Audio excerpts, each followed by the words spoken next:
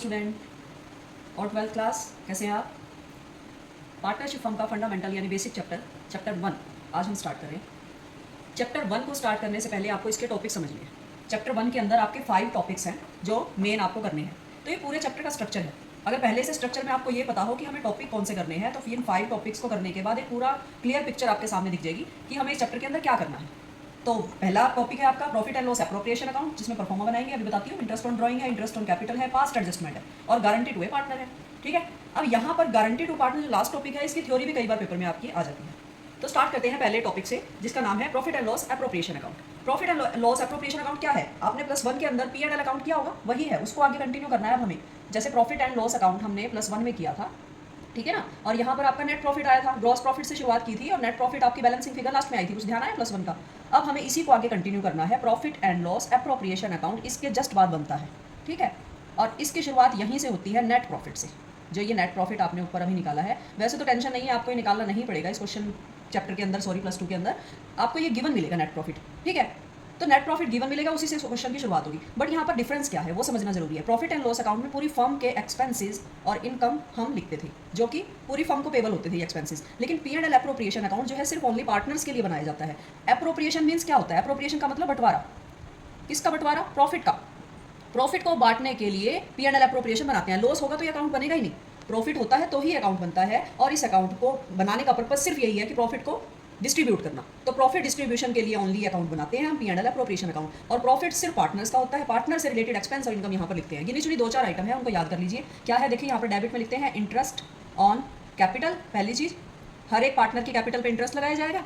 दूसरे नंबर पर यहाँ पर लिखते हैं अगर किसी पार्टनर को सैलरी देनी है तो यहाँ पर सैलरी लिखी जाएगी। अगर किसी पार्टनर को कमीशन देना है तो यहाँ कमीशन लिखा जाएगा। अगर किसी पार्टनर से ड्राइंग की थी और उस पर इंटरेस्ट हमें चार्ज करना है तो यहाँ क्रेडिट में आएगा इंटरेस्ट ऑन ड्राइंग। एक ही चीज़ आती है यहाँ पर क्रेडिट में, इंटरेस्ट ऑन ड्राइंग। अब यहाँ इंटरेस्ट ऑन ड्राइंग को क्रेडिट में क्यों लिखा और इंटरेस्ट ऑन कैपिटल को डेबिट में क्यों लिखा? क्योंकि इंटरेस्ट ऑन कैपिटल तो जो है वो हम देते हैं, हमारी फर्म जो है देती है, हमारे यहाँ से जाता है, ये हमारा एक्सपेंस है। और इंटरेस्ट ऑन ड्राइंग जो है वो हमारी इनकम है, वो हमें पार्टनरों से मिलती है। तो ये रिसीवेबल है, ये पेबल है, इसीलिए इसको डेबिट में और इसको क्रेडिट में लिखा जाता है। यही 3 चीज़ इधर है, चौथी चीज़ इधर है। और कई बार क्या आ जाता है, कोई ट्रांसफर टू रिजर्व आ जाता है। ट्रांसफर टू रिजर्व पर हर क्वेश्चन में ये नहीं होता, ठीक है, ट्रांसफर टू रिजर्व, ठीक है, बस इतनी ही चीज़ें होती हैं यहाँ पर। और यहाँ पर जो फिर बैलेंसिंग फिगर निकलेगी उसको हम क्या बोलते हैं? डिस्ट्रीब्यूटेड प्रॉफिट, और जिसको पार्टनर्स की गिवन रेशो में, प्रॉफिट शेयरिंग रेशो में यहाँ पर डिस्ट्रीब्यूट कर दिया जाता है, ठीक है। इसको डिस्ट्रीब्यूटेड प्रॉफिट बोलते हैं। यही परफॉर्मा था। तो P&L एप्रोप्रिएशन अकाउंट जब हम बनाएंगे, फर्स्ट टॉपिक करेंगे, तो आपको ये वाला परफॉर्मा करना है, इसके अकॉर्डिंगली क्वेश्चन सॉल्व करना है। बट इतने में बात खत्म नहीं होती। यहाँ पर एक ट्विस्ट है। क्या है? जो P&L एप्रोप्रिएशन मैंने बताया, प्रॉफिट होगा तो ही बनेगा, लॉस होगा तो ये बनेगा ही नहीं। आपको ऊपर P&L अकाउंट के अंदर ही उस लॉस को डिस्ट्रीब्यूट करके दिखाना है। यहाँ पर नीचे नौबत नहीं आई आपकी आने की, ठीक है, ऊपर ही लॉस को डिस्ट्रीब्यूट करके दिखा देना। अब यहाँ पर क्योंकि मैंने अभी बताया, आपको कुछ भी टेंशन लेने की जरूरत नहीं, नेट प्रॉफिट आपको गिवन मिलेगा। लेकिन कई बार आपको 3 कंडीशंस जो होती है, 3 चीज़ें आपको यहाँ पर इन एक्सपेंस को याद करने वाली 3 चीज़ें ही आपको करनी है। वो 3 चीज़ें क्या होंगी? वो होंगी manager commission, interest on partner loan, किसी पार्टनर ने लोन दे रखा है, उस पर इंटरेस्ट हमें अगर देना है तो दूसरी चीज़ ये है, पहली चीज़ मैनेजर कमीशन। तीसरी चीज़ क्या है? रेंट टू पार्टनर, किसी पार्टनर की प्रॉपर्टी हमने यूज़ कर रखी है, उसके ऊपर हमें रेंट पे करना पड़ रहा है। तो ये 3 चीज़ें होती हैं जो P&L अकाउंट की डेबिट साइड में एक्सपेंस के तौर पर लिखी जाती हैं। इन 3 चीज़ों को नाम दिया गया है charge on profit. Charge on profit, ये प्रॉफिट पे चार्ज होती हैं हर हाल में। इसका मतलब क्या है चार्ज ऑन प्रॉफिट का? प्रॉफिट ऑन के ऊपर चार्ज होने का मतलब है कि ये 3 एक्सपेंस आपको करने ही पड़ेंगे क्वेश्चन के अंदर, चाहे लॉस हो, चाहे प्रॉफिट हो रहा हो, कुछ भी हो रहा हो, देने ही पड़ेंगे। ये कंपलसरी होते हैं देने, इसीलिए इनको यहाँ नहीं बल्कि P&L अकाउंट की डेबिट साइड में लिखा जाता है। तो अगर क्वेश्चन में आपको इन तीनों में से कोई भी नाम गिवन मिल जाए तो P&L एप्रोप्रिएशन पे तो बेटा बाद में आना, पहले तो P&L अकाउंट के अंदर आपको यही एक्सपेंस क्लियर करनी है। और क्लियर करने के बाद जो बैलेंसिंग फिगर आएगी फिर उसको एप्रोप्रिएशन में लाना, और फिर ये बाद में ये सारी चीज़ें होंगी। तो चार्ज ऑन प्रॉफिट का जो काम होगा वो सबसे पहले होता है। सबसे पहले आप इन 3 चीज़ों को यहाँ क्लियर करोगे P&L अकाउंट में। ध्यान देना, P&L अकाउंट में यही चीज़ आपकी नोटिस की जाएगी पेपर में कि इन चार्ज ऑन प्रॉफिट वाली चीज़ों को आपने कहाँ लिखा है, एप्रोप्रिएशन में लिखा है कि P&L में लिखा है। आपको एप्रोप्रिएशन में नहीं लिखनी, वो चीज़ें कहाँ लिखनी है? P&L अकाउंट में लिखनी है, क्योंकि ये चार्ज ऑन प्रॉफिट है, पूरी फॉर्म को कंपलसरी पे करनी पड़ती है, ठीक है। और फिर आप P&L एप्रोप्रिएशन पे आना और फिर आप ये सारी चीज़ों को चार्ज करना और रिसीव करना और डिस्ट्रीब्यूटेड प्रॉफिट करके प्रॉफिट को बांट देना। ओके, तो ये फर्स्ट जो टॉपिक है आपका सिर्फ इतना ही था, इसमें और कुछ ज़्यादा नहीं है। एक परफॉर्मा कर लेना और चार्ज ऑन प्रॉफिट की 3 चीज़ें कर लेना। पहला टॉपिक क्लियर। ठीक है, दूसरे टॉपिक पे अब आते हैं भाई हम। दूसरा टॉपिक हमारा क्या है? दूसरा टॉपिक हमारा interest on drawing. Interest on drawing मैं आपको वीडियो के एंड में बताऊंगी इंटरेस्ट ऑन ड्राइंग कैसे कैलकुलेट की जाती है, बड़ी ही डिटेल में आपको वहाँ समझाया जाएगा इंटरेस्ट ऑन ड्राइंग, या नेक्स्ट वीडियो में आपको बता दूंगी इंटरेस्ट ऑन ड्राइंग कैसे कैलकुलेट की जाती है। ठीक है, आगे आते हैं interest on capital. Interest on capital क्या चीज़ है? कैपिटल के ऊपर सिर्फ सिंपल नॉर्मली इंटरेस्ट निकालना। अब इंटरेस्ट ऑन कैपिटल पे आपको सिर्फ दो बातों का ध्यान रखना है। क्या? ईजी सा टॉपिक है। एक तो एग्रीमेंट में वो चीज़ लिखी होनी चाहिए, एग्रीमेंट में मेंशन होनी चाहिए कि आपको इंटरेस्ट ऑन कैपिटल देना है। दूसरी क्या चीज़ होनी चाहिए? फर्म के अंदर प्रॉफिट होना चाहिए। अगर ये दोनों कॉम्बिनेशन सेट होते हैं आपके तो इंटरेस्ट ऑन कैपिटल दे दो, कोई बात नहीं है, फिर आपको इंटरेस्ट ऑन कैपिटल देना है। दोनों में से ये नहीं है ये है, या ये नहीं है ये है, एक भी चीज़ ना होना तो इंटरेस्ट ऑन कैपिटल नहीं देना, फिर आपको इंटरेस्ट ऑन कैपिटल नहीं देना। ठीक है, इंटरेस्ट ऑन कैपिटल को profit and loss appropriation account में ही आप दोगे। कहाँ? यहाँ पर दोगे, डेबिट साइड में। तब दोगे जब एग्रीमेंट में भी लिखा हो और प्रॉफिट भी हो रहा हो, दोनों चीज़ हो तभी देना है, अदरवाइज नहीं देना। एक भी चीज़ ना हो तो नहीं देंगे। ठीक है, प्रॉफिट कम हो रहा हो तो कम दे देंगे इंटरेस्ट ऑन कैपिटल, पूरा नहीं देंगे।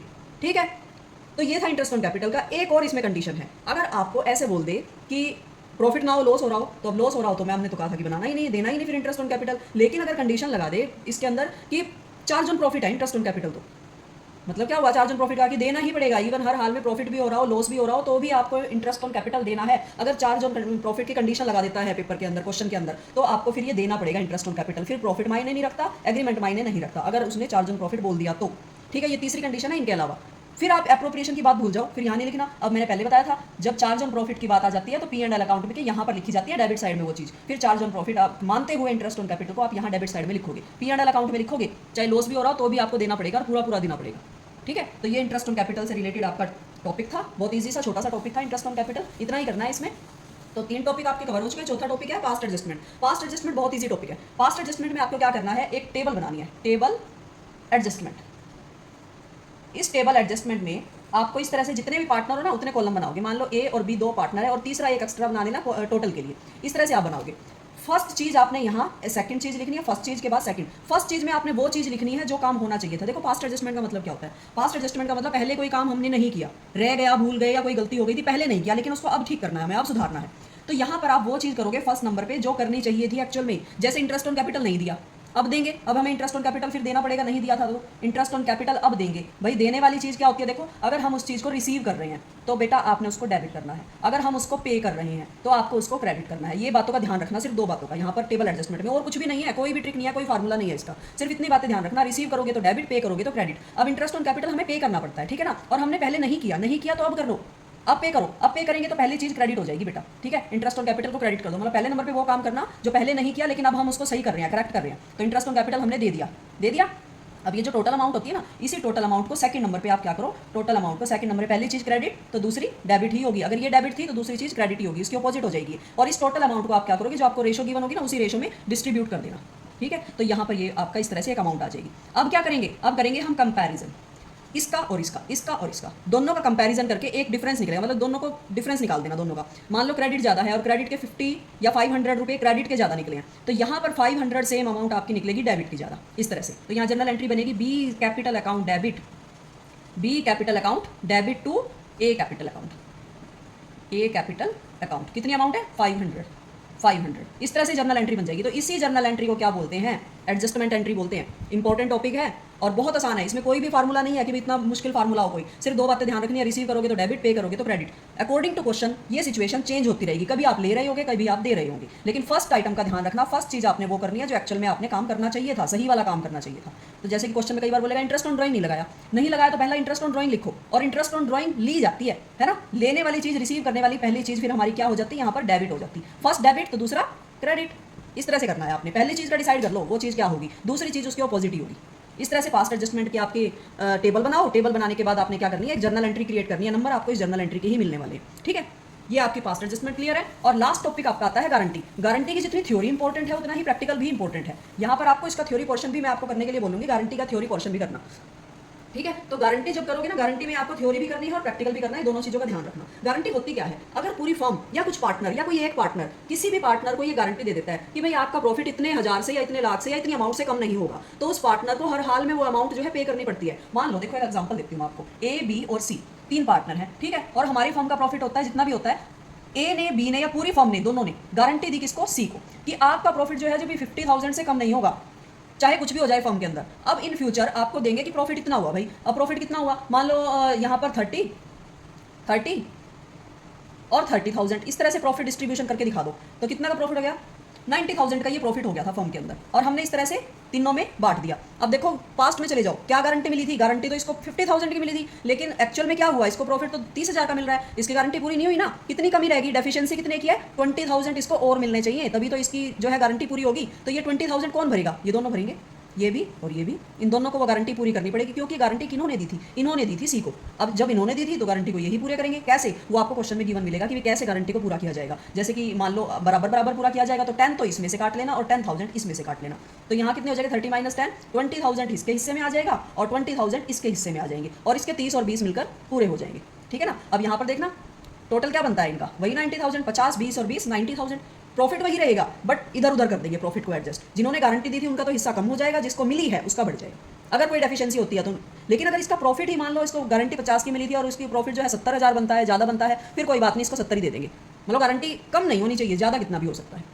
कोई एक पार्टनर भी गारंटी दे सकता है, मान लो ए ने गारंटी दी थी सी को, तो सिर्फ ए के हिस्से में से काट लेना ये पूरे 20,000, ठीक है, बी का मत छेड़ना, बी का जो है एज इट इज उतना ही रहेगा, ए के हिस्से में से कट कर लिया जाएगा और सी को दे दिया जाएगा। अगर किसी एक पार्टनर कोई गारंटी देता है तो उसी का ही जो शेयर है वो कम हो जाएगा, और जिसको मिली है गारंटी उसका शेयर इंक्रीज हो जाएगा।